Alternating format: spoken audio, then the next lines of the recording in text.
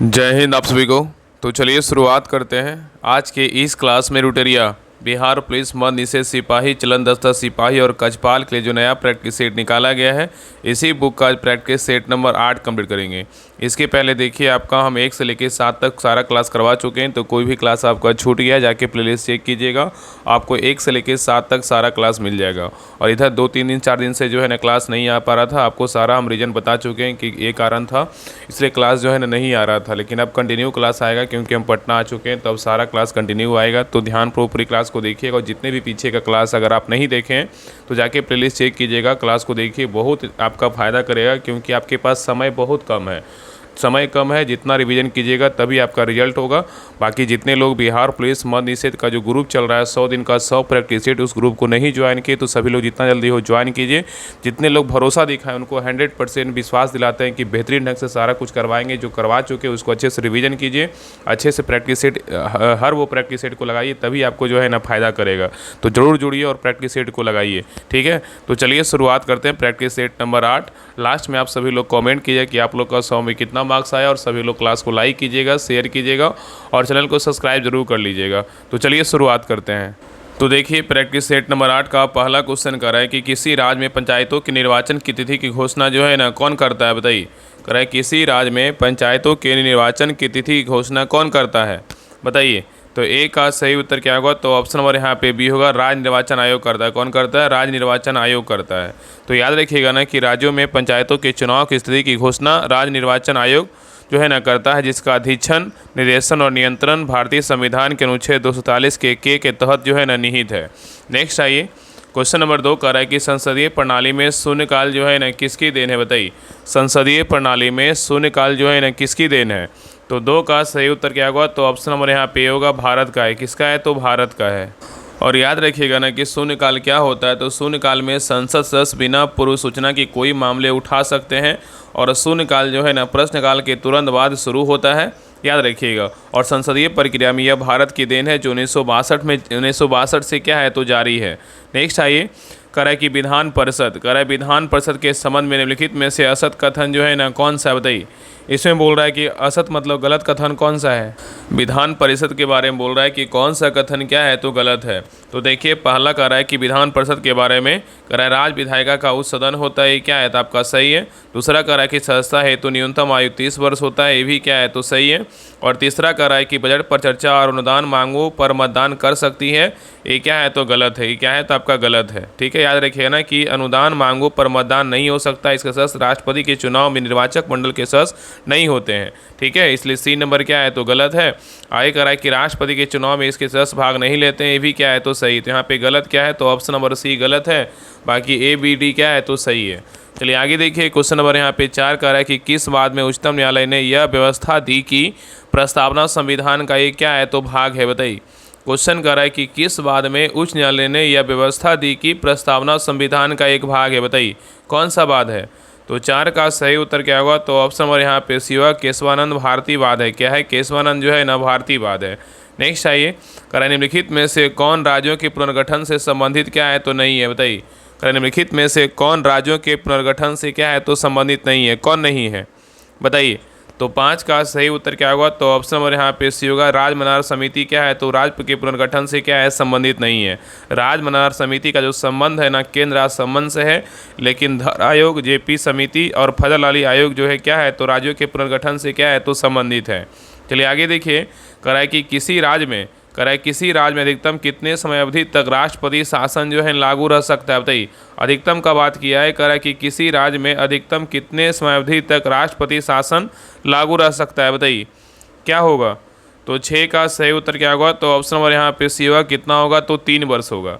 तो याद रखिए ना कि एक बार में संसदीय अनुमोदन के उपरांत 6 माह तक के लिए राष्ट्रपति शासन लगाया जा सकता है, तथा इसके आगे बढ़ाने के लिए पुनः संसदीय अनुमोदन आवश्यक है। इस तरह अधिकतम बोलेगा तो 3 वर्षों तक जो है राष्ट्रपति शासन लगाया जा सकता है। नेक्स्ट है, ये कह रहा है कि अंतर्राज्यीय परिषद के गठन का अधिकार संविधान ने किसे दिया है, बताइए। अंतर्राज्यीय परिषद के गठन का अधिकार संविधान ने किसे दिया है। तो 7 का सही उत्तर क्या होगा, तो ऑप्शन नंबर यहाँ पे क्या होगा, तो सी होगा, राष्ट्रपति। क्या होगा, तो राष्ट्रपति, ठीक है। नेक्स्ट है क्वेश्चन नंबर देखिए 8 कह रहा है कि राष्ट्रपति किसी मामले में सर्वोच्च न्यायालय से सलाह ले सकता है, इसका उल्लेख जो है ना किस अनुच्छेद में है बताइए। क्वेश्चन कह रहा है कि राष्ट्रपति किसी मामले में सर्वोच्च न्यायालय से सलाह ले सकता है, इसका उल्लेख किस अनुच्छेद में है बताइए। तो 8 का सही उत्तर क्या होगा, तो ऑप्शन नंबर यहाँ पे डी होगा। अनुच्छेद कितना 143 में, किसमें अनुच्छेद 143 में है। ठीक है, चलिए आगे देखिए।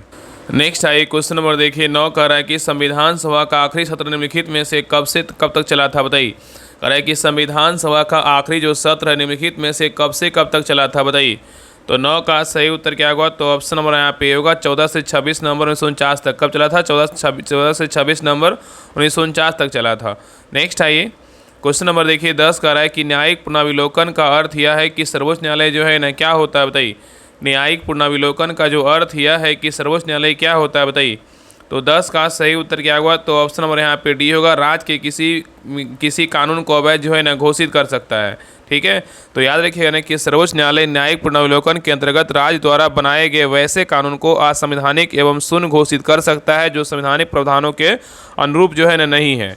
नेक्स्ट आइए कह रहा है कि भारतीय संविधान का अधिक कठोर और अधिक लचीले के मध्य एक अच्छा संतुलन जो है ना स्थापित करता है। तो भारतीय संविधान के विषय में उपरोक्त कथन इनमें से किसका है बताइए। क्वेश्चन कर रहा है कि भारतीय संविधान अधिक कठोर तथा अधिक लचीले के मध्य एक अच्छा संतुलन स्थापित करता है। तो भारतीय संविधान के विषय में उपरोक्त कथन जो है ना किसका है। तो 11 का सही उत्तर क्या होगा, तो ऑप्शन नंबर यहाँ पे होगा केसी वियर का है। किसका है, तो केसी वियर का है। नेक्स्ट ये कह रहा है कि परमाणु बम का आविष्कार जो है ना किसने किया है बताइए। परमाणु बम का जो आविष्कार है किसने किया है। तो 12 का सही उत्तर क्या होगा, तो ऑप्शन नंबर यहाँ पे डी होगा। जे रॉबर्ट ओपेनहाइमर ने किया। किसने किया, जे रॉबर्ट ओपेनहाइमर ने किया। नेक्स्ट आइए कह रहा है कि निम्नलिखित में से कौन सा रेडियो एक्टिव तत्व क्या है, तो नहीं है। पूछ रहा है कि निम्नलिखित में से कौन सा है जो रेडियो एक्टिव तत्व नहीं है, कौन नहीं है। तो यहाँ पे देखिए यूरेनियम है, रेडियम है और थोरियम है, लेकिन कैडमियम क्या है, तो नहीं है। तो यहाँ उत्तर क्या होगा, तो ऑप्शन नंबर यहाँ पे क्या होगा, तो डी होगा। ठीक है, और याद रखिए ना कि वे तत्व जो स्वतः रेडियो एक्टिव किरणों का अवशोषण करते हैं उन्हें रेडियो एक्टिव तत्व कहा जाता है। उदाहरण के लिए क्या है, यूरेनियम, थोरियम, रेडियम, प्लूटोनियम आदि सब क्या है, तो रेडियो जो है ना एक्टिव तत्व है।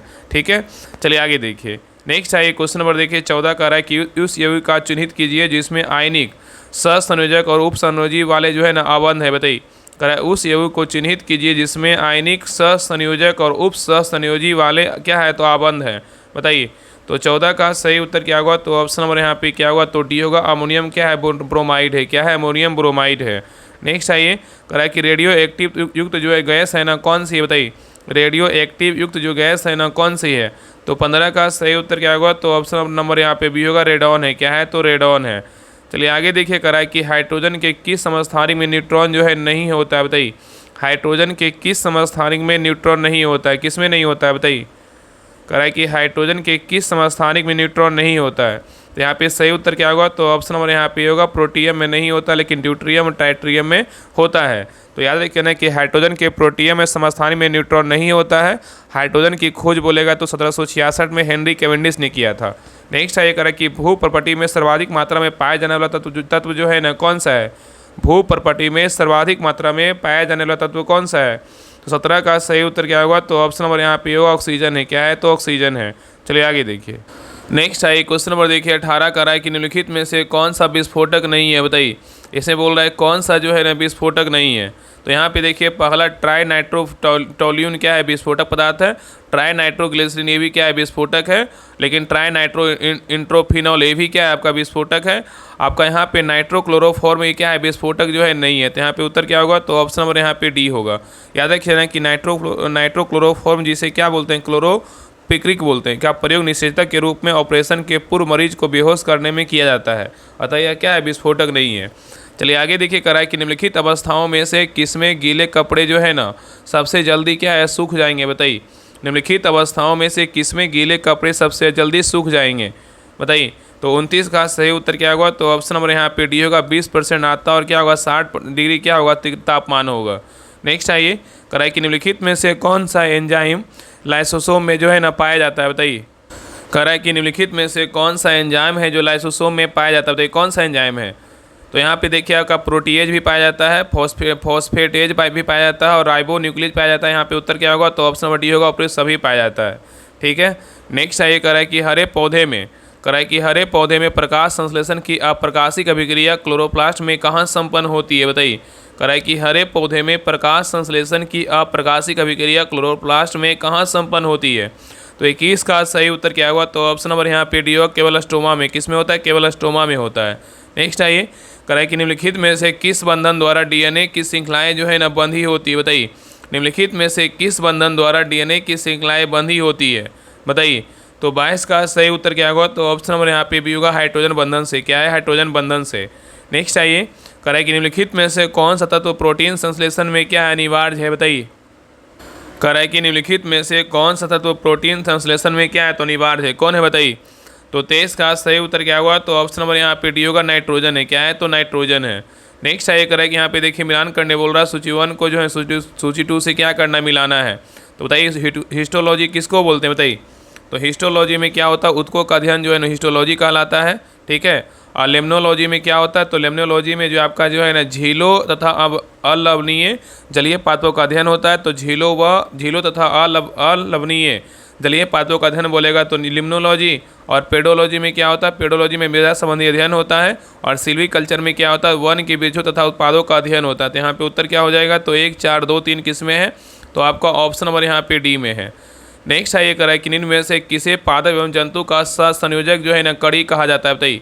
कराए कि निम्न में से किसे पादप एवं जंतु का संयोजक कड़ी कहा जाता है, किसको बोलते हैं। तो 25 का सही उत्तर क्या होगा, तो ऑप्शन नंबर यहाँ पे सी होगा, यूग्लिना। क्या होगा, यूग्लिना होगा। चलिए आगे देखिए। नेक्स्ट आइए, क्वेश्चन नंबर देखिए 26 का है कि जब ईस्ट द्वारा ग्लूकोज का किण्वन होता है तो अंतिम उत्पाद कौन सा बनता है, बताइए।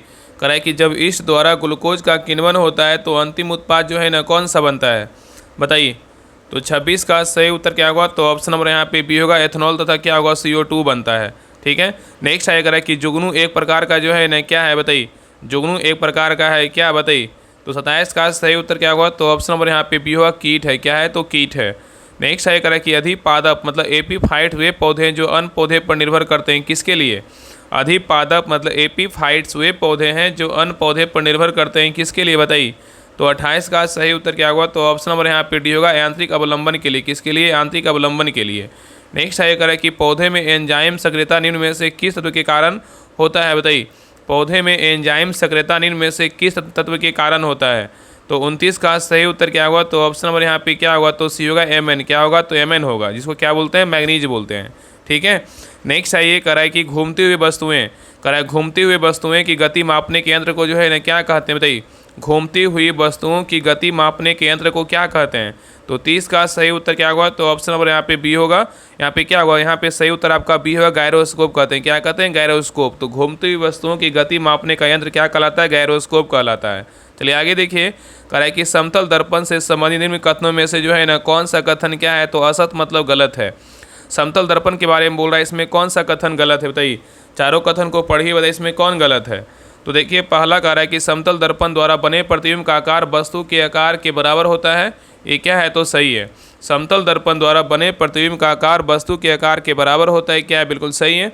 दूसरा कह रहा है कि समतल दर्पण में प्रतिबिंब आभासी एवं सीधा होता है, ये भी क्या है, तो सही है। समतल दर्पण में प्रतिबिंब क्या होता है, आभासी एवं सीधा होता है, ये भी क्या है, सही है। और तीसरा कह रहा है कि समतल दर्पण से बिंब की दूरी एवं दर्पण से प्रतिबिंब की दूरी हमेशा समान होती है, ये भी क्या है, तो सही है। लेकिन डी नंबर क्या कह रहा है कि समतल दर्पण में बने प्रतिबिंब में पार्श्व उत्क्रमण नहीं होता है, ये क्या है, आपका गलत है। तो यहाँ पे उत्तर क्या होगा, तो ऑप्शन नंबर यहाँ पे डी होगा, ठीक है। यहाँ पे पार्श्व उत्क्रमण होता है। चलिए आगे देखिए, क्वेश्चन नंबर यहाँ पे 32 कह रहा है कि तेल जल की सतह पृष्ठ पर फैल जाता है, इसका मुख्य कारण जो है ना क्या है, बताइए। तेल जल की सतह पृष्ठ पर फैल जाता है, इसका मुख्य कारण क्या है। तो 32 का सही उत्तर क्या होगा, तो ऑप्शन नंबर यहाँ पे डी होगा, तेल का पृष्ठ तनाव पानी से क्या है, कम है।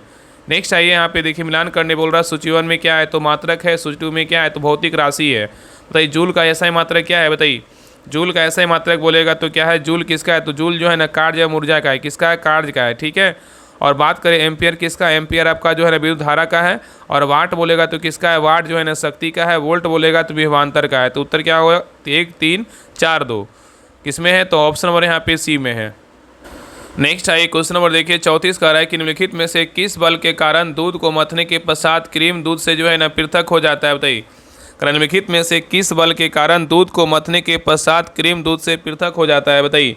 तो 34 का सही उत्तर क्या होगा? तो ऑप्शन नंबर यहाँ पे सी होगा, अपकेंद्रीय बल। क्या होगा? अपकेंद्रीय बल होगा।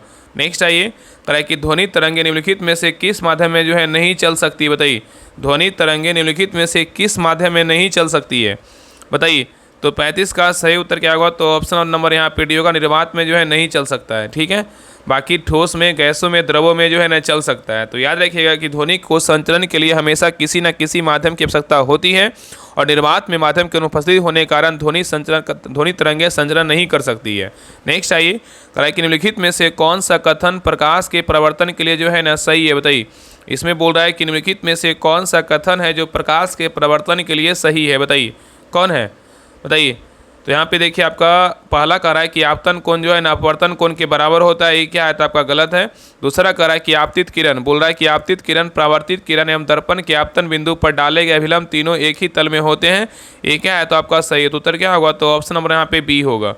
चलिए आगे देखिए, क्वेश्चन नंबर यहाँ पे 37 कह रहा है कि निम्नलिखित में से कौन टिंडल प्रभाव को जो है ना प्रदर्शित करता है? बताइए, निम्नलिखित में से कौन टिंडल प्रभाव को प्रदर्शित करता है? तो 37 का सही उत्तर क्या होगा? तो ऑप्शन नंबर यहाँ पे बी होगा। कितना क्या होगा? तो दूध होगा। क्या होगा? तो दूध होगा।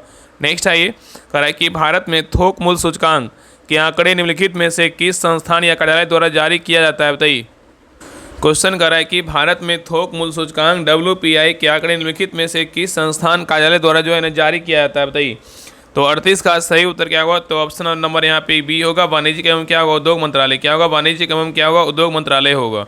नेक्स्ट है कर रहा है क्वेश्चन में देखिए 39 कर रहा है कि निम्नलिखित में से किस समिति की सिफारिश पर भारत में सेवा कर जो है ना मतलब सर्विस टैक्स लागू किया गया था? बताइए, कर निम्नलिखित में से किस समिति की सिफारिश पर भारत में सेवा कर लागू किया गया था? बताइए, क्या होगा? तो 39 का सही उत्तर क्या होगा? तो ऑप्शन नंबर यहाँ पे बी होगा, राज्य चलैया समिति। क्या होगा? राज्य चलैया समिति होगा। ठीक है, तो याद रखिएगा ना कि राज्य चलैया समिति जो है ना भारत में सेवा कर को जो है लागू किया था, और राज्य चलैया समिति की अध्यक्षता में वर्ष 1991 में कर सुधार हेतु एक समिति बनी और इस समिति ने 1993 में अपनी रिपोर्ट सौंपी, 1994 में सेवा कर को जो है लागू किया था। चलिए आगे देखिए, कह रहा है कि मध्याह्न भोजन योजना को किस पंचवर्षीय योजना में शुरू किया गया था? बताइए, मध्याह्न भोजन योजना को किस पंचवर्षीय योजना में शुरू किया गया था? बताइए, क्या होगा? तो 40 का सही उत्तर क्या होगा? तो ऑप्शन नंबर यहाँ पे बी होगा, 8वीं योजना। क्या होगा? तो 8वीं योजना।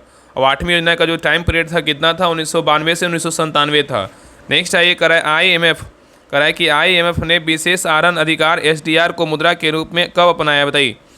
तो 41 का सही उत्तर क्या होगा? तो ऑप्शन नंबर यहाँ पे डी होगा, 1969 में। कब? 1969 में। नेक्स्ट आइए, कह रहा है कि स्वतंत्रता से लेकर अब तक भारत में कितनी बार रुपये का जो है ना अवमूल्यन किया गया है? बताइए, स्वतंत्रता से लेकर अब तक भारत में कितनी बार रुपये का अवमूल्यन किया गया? तो 42 का सही उत्तर क्या होगा? तो ऑप्शन नंबर यहाँ पे क्या होगा? तो बी होगा, 3 बार। कितने बार? तो 3 बार किया गया, 1949, 1966 और 1991 में किया गया। चलिए आगे देखिए, नेक्स्ट आइए क्वेश्चन नंबर देखिए 43 का रहा है कि रामनाथ गोयनका पुरस्कार 2025 में कुल कितने पत्रकारों को सम्मानित जो है ना किया गया है? बताइए, कराए रामनाथ गोयनका पुरस्कार 2025 में कुल कितने पत्रकारों को सम्मानित किया गया है? 43 का सही उत्तर क्या होगा? तो ऑप्शन नंबर यहाँ पे बी होगा, 27 को। कितने को? 27 को। नेक्स्ट आइए, कराए कि बिमस्टेक शिखर सम्मेलन का 2025 का जो आयोजन है ना कहाँ किया गया? बताइए, बिमस्टेक शिखर सम्मेलन 2025 का जो आयोजन है कहाँ किया गया? तो 44 का सही उत्तर क्या होगा? तो ऑप्शन नंबर यहाँ पे सी होगा, थाईलैंड में। कहाँ किया गया? थाईलैंड में। नेक्स्ट आइए करा कि हाल ही में बिहार के मुख्यमंत्री श्री नीतीश कुमार ने बिहार राज्य सफाई कर्मचारी आयोग के गठन की मंजूरी दी है, तो इस आयोग में अध्यक्ष सहित कुल कितने सदस्य होंगे? बताइए। तो 45 का सही उत्तर क्या होगा? तो ऑप्शन नंबर यहाँ पे भी होगा, कितने होंगे? तो 7 होंगे। नेक्स्ट आइए करा कि हाल ही में किस देश ने यूनेस्को से पुनः बाहर निकलने का फैसला किया? बताइए, हाल ही में किस देश ने यूनेस्को से पुनः बाहर निकलने का फैसला किया है? तो कौन सा देश है? सबको पता है, क्या होगा? अमेरिका होगा। कौन सा देश है? अमेरिका है।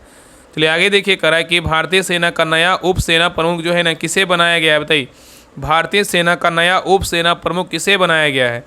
तो 47 का सही उत्तर क्या होगा? तो ऑप्शन नंबर यहाँ पे डी होगा, पुष्पेंद्र सिंह को बनाया गया है। चलिए आगे देखिए, करा कि राष्ट्रीय शिक्षा नीति 2020 को भारत सरकार द्वारा कब घोषित किया गया? बताइए, राष्ट्रीय शिक्षा नीति 2020 को भारत सरकार द्वारा कब घोषित किया गया?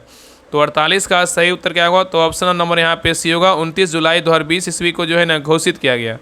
नेक्स्ट आइए, कराए कि अमृता शेरगिल का संबंध जो है ना किस क्षेत्र से है? बताइए, अमृता शेरगिल का जो संबंध है ना किस क्षेत्र से है? बताइए।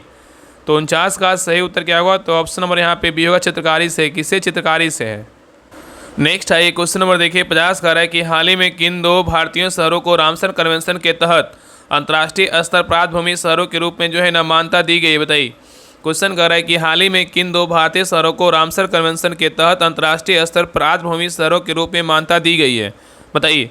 तो 50 का सही उत्तर क्या होगा? तो ऑप्शन नंबर यहाँ पे डी होगा, इंदौर और क्या होगा? उदयपुर होगा। क्या होगा? इंदौर और क्या होगा? उदयपुर होगा।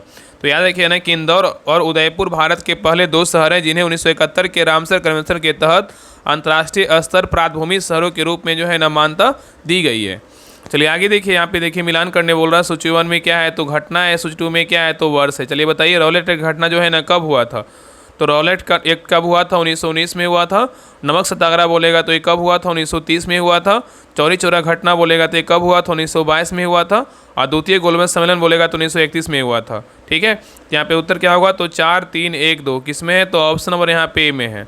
चलिए आगे देखिए, नेक्स्ट आइए क्वेश्चन नंबर देखिए 52 का है कि पहली बार किस आंदोलन के दौरान वंदे मातरम का व्यापक जो है स्तर पर प्रयोग किया गया है, बताइए। कह रहा है कि पहली बार किस आंदोलन के दौरान वंदे मातरम का व्यापक स्तर पर प्रयोग किया गया, बताइए। तो 52 का सही उत्तर क्या होगा? तो ऑप्शन नंबर यहाँ पे होगा स्वदेशी आंदोलन। क्या होगा? स्वदेशी आंदोलन होगा। नेक्स्ट आइए कह रहा है कि दादा भाई नौरोजी द्वारा लंदन में किस संस्था की स्थापना जो है ना की गई थी? दादा भाई नौरोजी द्वारा लंदन में किस संस्था की स्थापना किया गया था, बताइए। तो 53 का सही उत्तर क्या होगा? तो ऑप्शन नंबर यहाँ पे क्या होगा? तो बी होगा, द ईस्ट इंडिया एसोसिएशन होगा। क्या होगा? द ईस्ट इंडिया एसोसिएशन होगा। नेक्स्ट आइए क्वेश्चन नंबर देखिए 54 का है कि सर विलियम जोन्स ने निम्नलिखित में से किस पुस्तक या ग्रंथ का अंग्रेजी में अनुवाद किया था, बताइए। क्वेश्चन कर रहा है कि सर विलियम जोन्स ने निम्नलिखित में से किस पुस्तक या ग्रंथ का अंग्रेजी में अनुवाद किया था, किसका किया था, बताइए। तो 54 का सही उत्तर क्या होगा? तो ऑप्शन नंबर यहाँ पे सी होगा, अभिज्ञान संकुतलम। क्या होगा? अभिज्ञान संकुतलम होगा। नेक्स्ट आइए कह रहा है कि वाराणसी में प्रथम संस्कृत कॉलेज की स्थापना जो है ना किसने की थी? क्वेश्चन कर रहा है कि वाराणसी में प्रथम संस्कृत कॉलेज की जो स्थापना है किसने किया था, बताइए। तो 55 का सही उत्तर क्या होगा? तो ऑप्शन नंबर यहाँ पे होगा, जोनाथन डंकन ने। किसने किया? जोनाथन डंकन ने किया। नेक्स्ट है कह रहा है कि अखिल भारतीय अनुसूचित जाति महासंघ की स्थापना किसके द्वारा की गई थी, बताइए। अखिल भारतीय अनुसूचित जाति महासंघ की स्थापना किसके द्वारा किया गया था? तो 56 का सही उत्तर क्या होगा? तो ऑप्शन नंबर यहाँ पे सी होगा, भीमराव अम्बेडकर के द्वारा किया गया था। चलिए आगे देखिए कह रहा है कि सूची 1 को देखिए, सूची 2 को जो है मिलान करना है। तो देखिए सूची 1 में क्या है? हड़प्पा स्थल है। और सूची 2 में क्या है? तो राज है। चलिए बताइए रंगपुर जो है ना कहाँ है, बताइए। रंगपुर जो है ना कहाँ है? तो रंगपुर बोलेगा तो कहाँ है? तो आपका गुजरात में है। ठीक है, और कालीबंगा बोलेगा तो आपका राजस्थान में है। राखीगढ़ी बोलेगा तो आपका हरियाणा में है। और मोहनजोदड़ो बोलेगा तो कहाँ है? सिंध में है। तो यहाँ उत्तर क्या होगा? तो 4, 1, 2, 3 किस में है? तो आपका ऑप्शन नंबर यहाँ पे बी में है। चलिए आगे देखिए, नेक्स्ट आइए क्वेश्चन नंबर देखिए 58 का है कि मगध साम्राज्य पर शासन करने वाले राजवंशों को सही क्रम में जो है व्यवस्थित कीजिए। मगध साम्राज्य पर शासन करने वाले राजवंशों को सही क्रम में व्यवस्थित कीजिए। इसका ट्रिक याद रखिए ना, इसका ट्रिक होता है हसीन मासुका। हसीन मासुका याद रहेगा तो आपका आराम से जो है इसको बैठा दीजिएगा। तो पहले क्या होगा? हसीन मासुका है ना, तो पहले क्या होगा? हर्यक वंश होगा। उसके बाद क्या होगा? शिशुनाग वंश होगा। उसके बाद नंद वंश होगा। उसके बाद क्या होगा? तो मौर्य वंश होगा। तो यहाँ पे हसीन मासुका याद रखिएगा, आपका आंसर निकल जाएगा। आंसर क्या होगा? तो बी होगा। चलिए आगे देखिए कह रहा है कि रहनुमाई मजदासायन सभा का संबंध किस धर्म में सुधार से संबंधित है, बताइए। तो 59 का सही उत्तर क्या होगा? तो ऑप्शन नंबर यहाँ पे भी होगा, पारसी धर्म। क्या होगा? तो पारसी धर्म होगा। नेक्स्ट आइए क्वेश्चन नंबर देखिए 60 का है कि कालिदास की निम्नलिखित रचनाओं में से कौन से नाटक है, बताइए। कालिदास की निम्नलिखित रचनाओं में से कौन से नाटक है, बताइए। तो 60 का सही उत्तर क्या होगा? तो ऑप्शन नंबर यहाँ पे क्या होगा? तो सही उत्तर आपका सी होगा, अभिज्ञान संकुतलम है। क्या है? अभिज्ञान संकुतलम। जो किसका है? तो कालिदास का है। ठीक है, याद रखिएगा। नेक्स्ट आइए कह रहा है कि महाराष्ट्र के किस समाज सुधारक को लोकहितवादी उपनाम से जो है ना जाना जाता है, बताइए। कह रहा है कि महाराष्ट्र के किस समाजवाद सुधारक को लोकहितवादी उपनाम से जाना जाता है? तो 61 का सही उत्तर क्या होगा? तो ऑप्शन नंबर यहाँ पे बी होगा, गोपाल हरि देशमुख। क्या होगा? गोपाल हरि देशमुख होगा। नेक्स्ट है यहाँ पे देखिए मिलान करने बोल रहा है। सूची 1 में क्या है? तो लड़ाई है। सूची 2 में क्या है? संबंधित वर्ष है। कौन सा लड़ाई कब हुआ था इसके बारे में बताना है। तो देखिए पहला कह रहा है कि पानीपत का प्रथम युद्ध कब हुआ था? तो पानीपत का प्रथम युद्ध हुआ था अप्रैल 1526 में हुआ था। ठीक है, और खानवा का युद्ध बोलेगा तो कब हुआ था? खानवा का जो युद्ध हुआ था मार्च 1527 में हुआ था। ठीक है, चौसा का युद्ध बोलेगा तो कब हुआ था? ये हुआ था जून 1539 में हुआ था। और कन्नौज का बोलेगा तो जो है ना आपका मई 1540 में हुआ था। बैठा दीजिए, यहाँ पे हो जाएगा 2, 1, 4, 3 किस में है? तो ऑप्शन नंबर यहाँ पे क्या होगा? तो बी में है। ठीक है, नेक्स्ट आइए क्वेश्चन नंबर देखिए आपका 63 का है कि निम्न में से बिहार का कौन सा क्षेत्र जूट एवं मखाना दोनों के लिए क्या है? तो प्रसिद्ध है, बताइए। निम्न में से कौन सा क्षेत्र जो है जूट एवं मखाना दोनों के लिए प्रसिद्ध है? तो 63 का सही उत्तर क्या होगा? तो ऑप्शन नंबर यहाँ पे होगा उत्तर और क्या होगा? पूर्वी बिहार। नेक्स्ट आगे करा है कि चूना पत्थर का भंडार बिहार के किस जिले में जो है ना सर्वाधिक है, बताइए। चूना पत्थर का भंडार बिहार के किस जिले में सर्वाधिक है? तो 64 का सही उत्तर क्या होगा? तो ऑप्शन नंबर यहाँ पे क्या होगा? सी होगा, रोहतास। क्या होगा? रोहतास होगा। नेक्स्ट आइए करा है कि महानंदा एवं बागमती के बीच नदी समुद्र स्थित है, बताइए। करा है कि महानंदा एवं बागमती के बीच नदी समूह स्थित है, कौन सा, बताइए। तो 65 का सही उत्तर क्या होगा? तो ऑप्शन नंबर यहाँ पे सी होगा, मेची, कोसी और क्या होगा? कमला होगा। ठीक है, तो याद रखिए ना कि महानंदा उत्तर बिहार में प्रवाहित होने वाली सबसे पूर्वी नदी है और बागमती से महानंदा के मध्य कमला, कोसी और मेची नदी आता है। उत्तर बिहार की क्या है? सबसे पश्चिमी नदी घाघरा मतलब क्या है? तो सरयू है। नेक्स्ट है करा कि राउरकेला, करा कि राउरकेला इस्पात संयंत्र किस देश की सहायता से जो है ना स्थापित किया गया है, बताइए। राउरकेला इस्पात संयंत्र की स्थापना किस देश की सहायता से किया गया है, बताइए। 66 का सही उत्तर क्या होगा? तो ऑप्शन नंबर यहाँ पे होगा, जर्मनी की सहायता से जो है ना स्थापित किया गया था। चलिए आगे देखिए, यहाँ पे मिलान करने बोल रहा है। यहाँ पे सूची 1 में क्या है? तो परियोजना है। सूची 2 में क्या है? तो नदी है। कौन सा परियोजना किस नदी पर स्थित है, इसके बारे में बताना है। तो देखिए, पहला इडुक्की परियोजना। इडुक्की परियोजना बोलेगा तो किस नदी पर है? इडुक्की परियोजना बोलेगा तो आपका क्या होगा? पेरियार नदी पे कहाँ है? केरल में है। आगे देखिए करा है कि गांधी सागर परियोजना बोलेगा तो किस नदी पे है? तो गांधी सागर परियोजना बोलेगा तो आपका ये हो जाएगा, ये आपका हो जाएगा चंबल नदी पर। ठीक है, आगे देखिए करा है दुल्हस्ती परियोजना बोलेगा, दुल्हस्ती परियोजना किस नदी पे? चिनाव नदी पे है। और हीराकुंड बांध परियोजना बोलेगा तो महानदी पे है। तो उत्तर क्या हो जाएगा? तो ऑप्शन नंबर यहाँ पे हो जाएगा 3, 4, 1, 2 किस में है? तो ऑप्शन नंबर यहाँ पे ए में है। चलिए आगे देखिए, क्वेश्चन नंबर देखिए 68 का रहा है कि भूमध्य सागर का प्रकाश स्तंभ किस ज्वालामुखी को जो है ना कहा जाता है, बताइए। भूमध्य सागर का प्रकाश स्तंभ किस ज्वालामुखी को कहा जाता है? तो 68 का सही उत्तर क्या होगा? तो ऑप्शन नंबर यहाँ पे भी होगा, अष्टाम्बोली ज्वालामुखी को जो है ना भूमध्य सागर का प्रकाश स्तंभ कहते हैं। नेक्स्ट आइए करा, किस मानसून के कारण भारत में सर्वाधिक जो है ना वर्षा होती है, बताइए। किस मानसून के कारण भारत में सर्वाधिक वर्षा होती है? तो 69 का सही उत्तर क्या होगा? तो ऑप्शन नंबर यहाँ पे सी होगा, दक्षिण पश्चिम मानसून। क्या होगा? दक्षिण पश्चिम मानसून होगा। नेक्स्ट आइए, निम्न में से भारत की सबसे बड़ी जनजाति जो है ना कौन सी है, बताइए। निम्न में से भारत की सबसे बड़ी जनजाति पूछेगा तो कौन सा है, बताइए। 70 का सही उत्तर क्या होगा? तो ऑप्शन नंबर यहाँ पे सी होगा, भील है। क्या है? तो भील है। नेक्स्ट आइए करा कि शहरी जनसंख्या वाले राज्यों के घटते हुए सही क्रम क्या है, बताइए। शहरी जनसंख्या वाले राज्यों का घटते हुए सही क्रम क्या है, बताइए। तो 71 का सही उत्तर क्या होगा? तो ऑप्शन नंबर यहाँ पे सी होगा, महाराष्ट्र है, उत्तर प्रदेश और क्या है? तमिलनाडु है। तो यहाँ पे उत्तर क्या होगा? सही उत्तर आपका सी हो जाएगा, महाराष्ट्र, उत्तर प्रदेश और क्या होगा? तमिलनाडु होगा। नेक्स्ट आइए, यहाँ पे आपको देखिए मिलान करने बोल रहा है। सूची 1 में क्या है? तो खनन क्षेत्र है। सूची 2 में क्या है? तो खनिज है। कौन सा खनन क्षेत्र कौन सा खनिज के लिए प्रसिद्ध है, इसके बारे में बताना है। तो देखिए, पहला गुरु महिसानी जो कहाँ उड़ीसा में किसके लिए है? ये आपका जो है लौ एस के लिए है। गुरु महिसानी जो उड़ीसा में आपका लौ एस के लिए है। तालचर बड़े उड़ीसा किसके लिए? आपका ये ना आपका कोयला के लिए। किसके लिए? कोयला के लिए है। आगे देखिए, जादूगोड़ा झारखंड बोलेगा तो किसके लिए? आपका यूरेनियम के लिए है। और जवार राजस्थान बोलेगा तो जस्ता के लिए। तो उत्तर क्या होगा?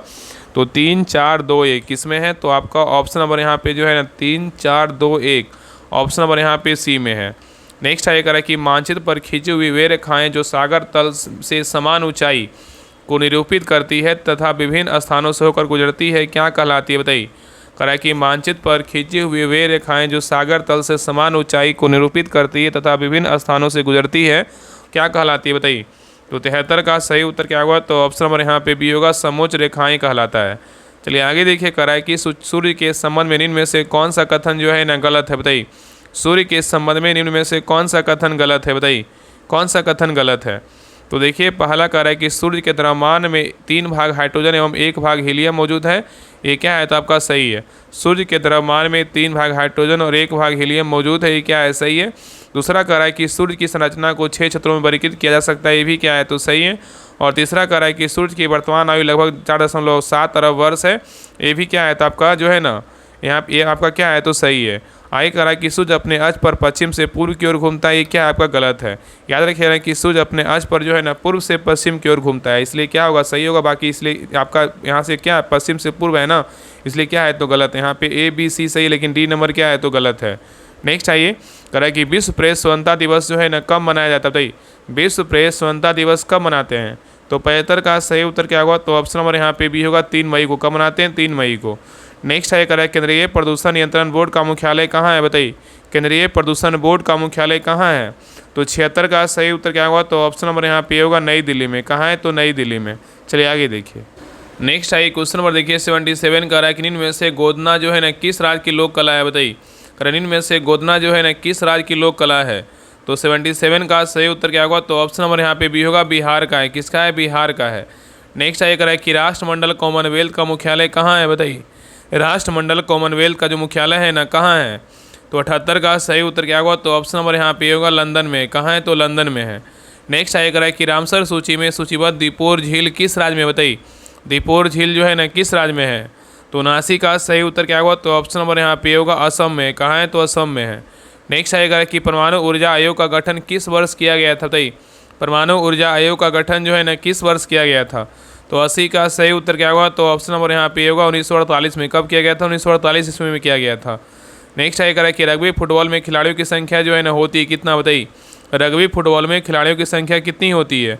तो 81 का सही उत्तर क्या होगा? तो ऑप्शन नंबर यहाँ पे डी होगा। कितना होता है? 15 होता है। कितना? रग्बी में 15 होता है, खो खो में 9 होता है, पोलो में जो है ना 4 होता है, हॉकी फुटबॉल क्रिकेट में 11 होता है।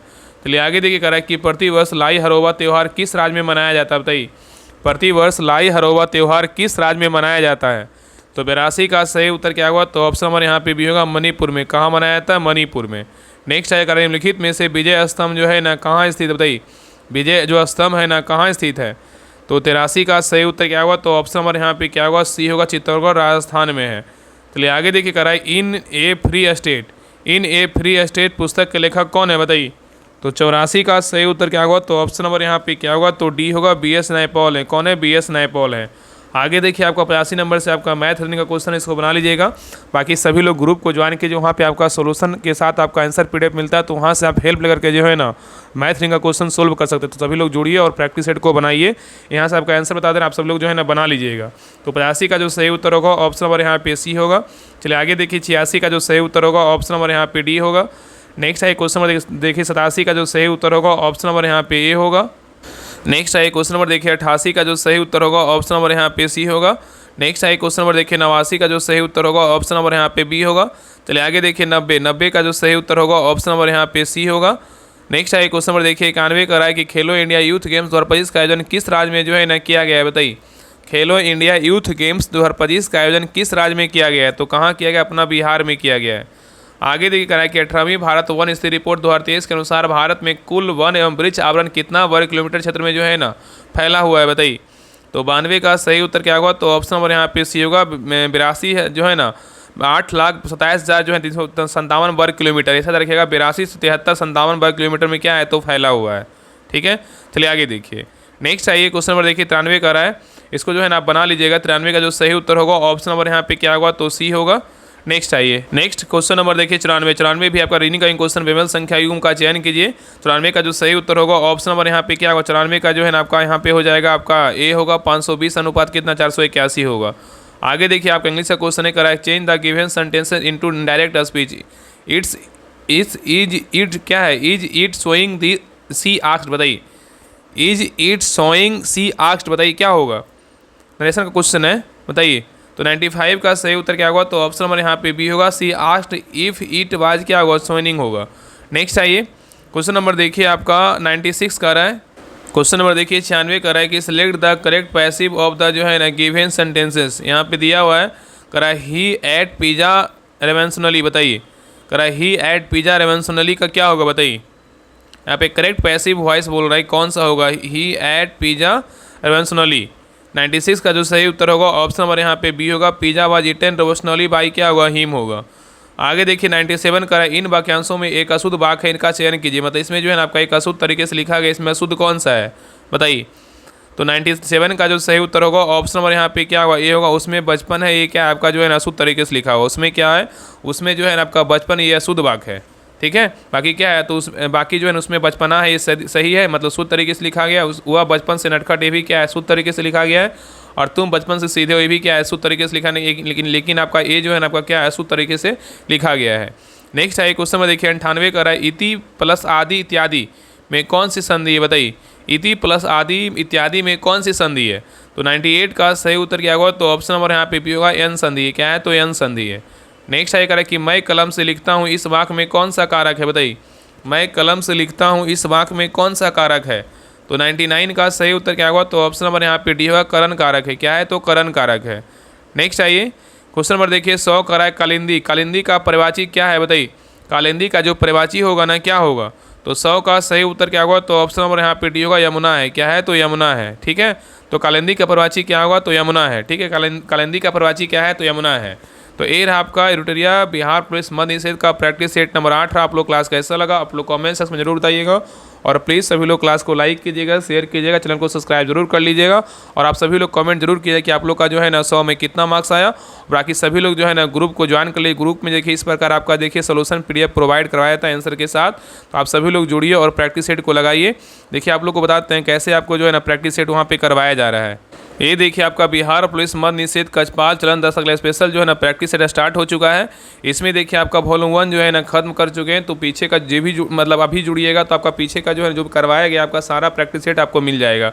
बाकी वर्तमान में आपका जो है ना वॉल्यूम 2 भी चल रहा है, आपका यूथ भी चल रहा है और आपका एडिटोरिया का भी चल रहा है। अल्टरनेट वाइज एक दिन ये एक दिन ये इस तरह से जो है ना करवाया जा रहा है। तो आप सभी लोग ग्रुप को ज्वाइन कीजिए। इसमें आपको पहले 100 क्वेश्चन मिलेगा, आप उसको MR शीट पर बनाइएगा। उसके जस्ट आपका 2 घंटा के बाद आपको आंसर के साथ सोल्यूशन PDF मिलेगा।